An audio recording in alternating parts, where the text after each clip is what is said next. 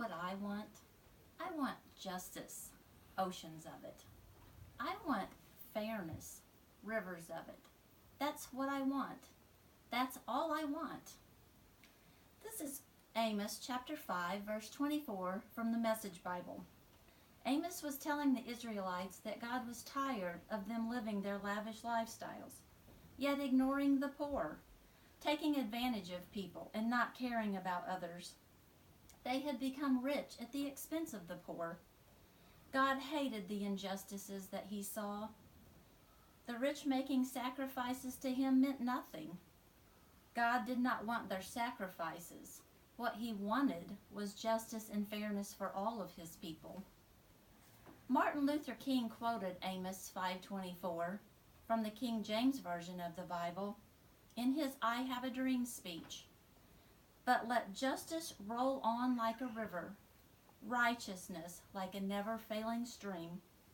Martin Luther King wanted justice and fairness to bring an end to racial discrimination and ensure all Americans are treated equally, regardless of race or gender.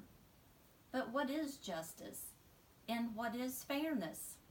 What is the difference in justice and fairness? Can these words or ideals be used interchangeably? The Collins English Dictionary defined justice in this way. Justice is fairness in the way people are treated, and fairness is defined as the quality of being reasonable, right, or just. In the field of law, justice is seen as meting out punishment to the culprit who has committed a crime or harmed another individual. In broader terms, justice is giving a person his due. I am still a little confused. How about you? Let's look at justice first. In a book entitled Why Justice is Important, written by Catherine Gross, it states that there has been a significant amount of research on fairness and justice in the discipline of social psychology. Gross further explains that there are three main forms of justice. Interactional justice, which is concerned with respectful treatment. Procedural justice, which is concerned with elements of the decision-making process. And distributive justice, which is concerned with the fairness of outcomes. Research that was completed for this book revealed the first key finding to be that people talked about unfairness and injustice more than they talked about fairness and justice. And that justice and injustice should never be considered as two sides of a coin. They are separate and should be considered this way.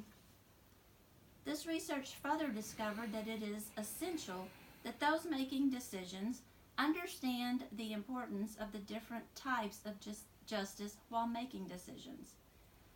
Those making decisions must understand that accepting their decision is harder if they fail to make decisions that can be perceived as not being just and fair. Perceived injustices require justice in order to resolve them. People seek justice when they feel that they have been wronged in some way, that they have suffered an injustice. Justice being served is an acknowledgement of wrong having been done and a plan to pay a price to compensate for the wrongdoing. Now let's talk about fairness. Jim DeTore wrote a book entitled, What is Fairness? In DeTore's book he writes, "That's not fair." We often hear young children say that to each other when they play. What do they mean? What is fairness or unfairness? Where do their notions of fairness come from? In his book, DeTore includes this definition of fairness: treating people honestly and justly, respecting the rules of society and the rights of others. In his book, DeTore also quotes a Frederick Benz definition. Our sense of fairness comes from our conscience, which in turn has to do with our ability to imagine the feelings and thoughts of others, empathy and compassion.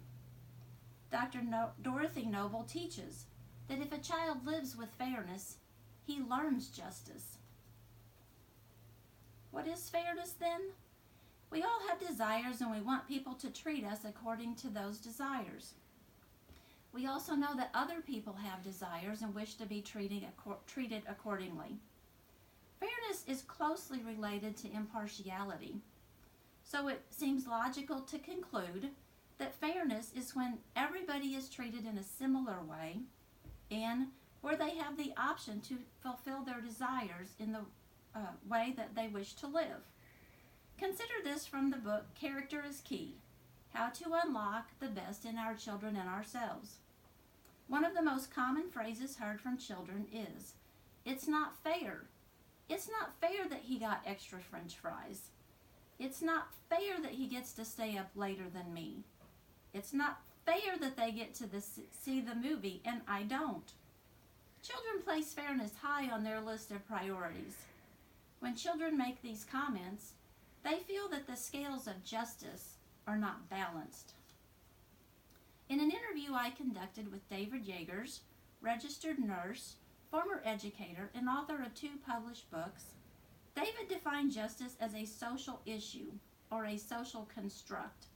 A group of people must agree on what justice is, so it is a legal concept. David defined fairness as an interpersonal issue, a sense of morality amongst people, treating others as you would like to be treated. David continued to explain in this way: kids always say it isn't fair. Kids want to receive the same privileges as other kids. They simply want things to be fair. David stated that fairness and justice are 2 sides of the same coin. David's definitions seem very similar to the descriptions I found in my research. In conclusion, I want you to remember what it was that God wanted for all of the Israelites, what it was that Martin Luther King wanted for all Americans, and what we learned that children want. They all want people to receive the same treatment, to be treated fairly. They all want justice. Let's sum up our definitions as this: justice is giving a person his due, getting what is deserved. Fairness is getting what is deserved in the same measure compared to others in the same circumstance, showing no bias towards people or individuals.